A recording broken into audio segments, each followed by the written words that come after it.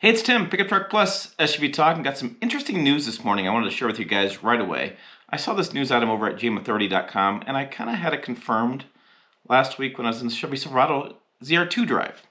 The news is simply this. There's a new 3-liter Duramax diesel coming, and I think it's going to fix some of the faults in the current LM2 engine. So, if you've followed along with GM trucks, you know the LM2 came out in 2020. That's a 3-liter inline-6 turbocharged engine.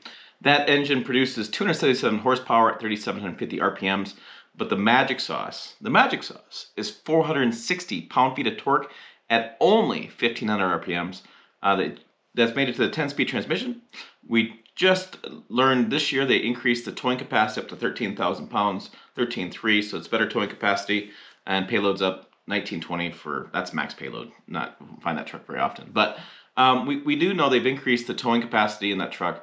It's funny, these news outlets put it with the engine increased towing capacity. That's not really the case. It's usually transmission cooling and overall rear axle and U-joints. But anyways, that's what we currently have. That's available in the GMC Sierra 1500, the Chevy Silverado 1500, and it's available in certain trims and configurations of the GMC Tahoe GMC Yukon and Chevy Tahoe.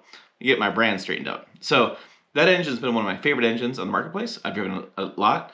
You can get two-wheel drive version, gets up like 30 miles per gallon. I've gotten anywhere from 28 in four-wheel drive. On highways, it is a great little power plant. Is it a max big diesel engine towing machine? No.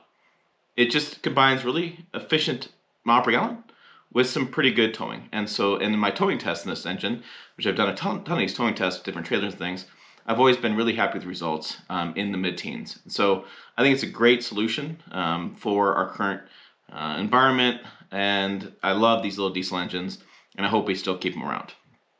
Now the news is there'll be a new LZ0 engine. God love GM's acronyms, okay?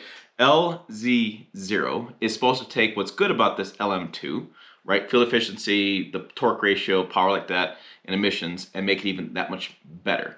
It's going to have the same configuration. It's going to be an inline-6 engine. It's going to have everything's going to be the same. It's just going to be considered a second iteration or second generation of the 3-liter diesel engine. Now, it kind of is interesting that this came out just what is going to be planned for 2023 model year. That's only 3 years after launch of the first engine. That's pretty quick change, and I think the change is happening for a couple reasons. And again, last week I was in Chevy Silverado drive, and I was talking to some guys about this. Is that I think one of the big misses with the LM2 engine, the prior generation, it's going to be the prior generation engine, is that it doesn't fit in the Chevy Tahoe Z71 package.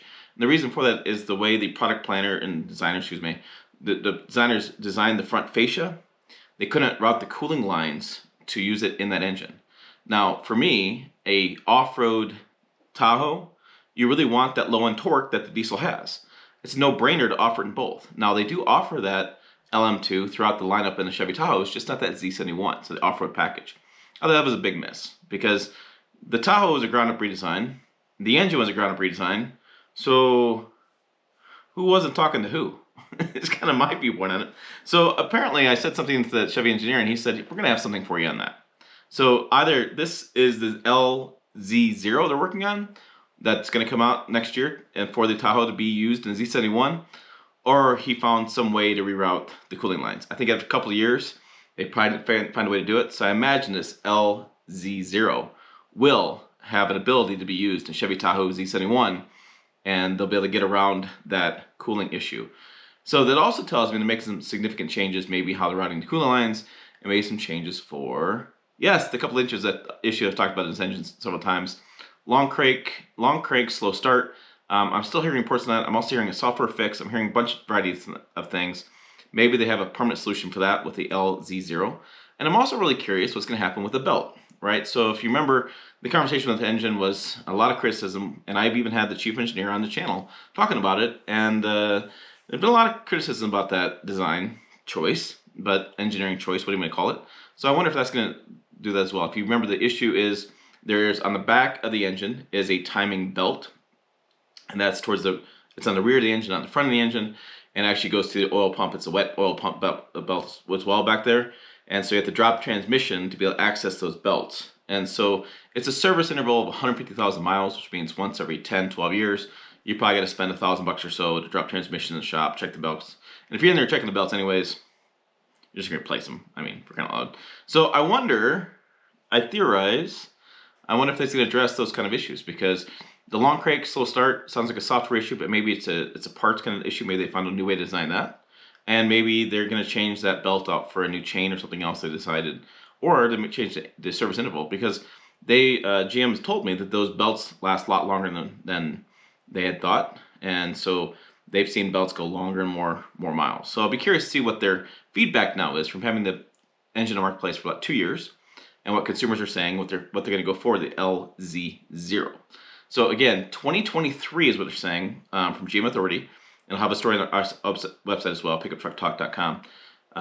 It's coming, and I'm excited because I want to see these diesels keep going, because I believe from an emission standpoint, from a fuel economy standpoint, diesels are getting to be near zero emissions. Like, why do we always forget this, and why are we going so headlong into EVs right away when we still have some pretty good solutions out there in the internal combustion engine side of the business? So I'm excited for this, and I just thought, you know what, I'm gonna do a quick video and share you guys the information on this LZ0, which again replaced LM2. So that's the details.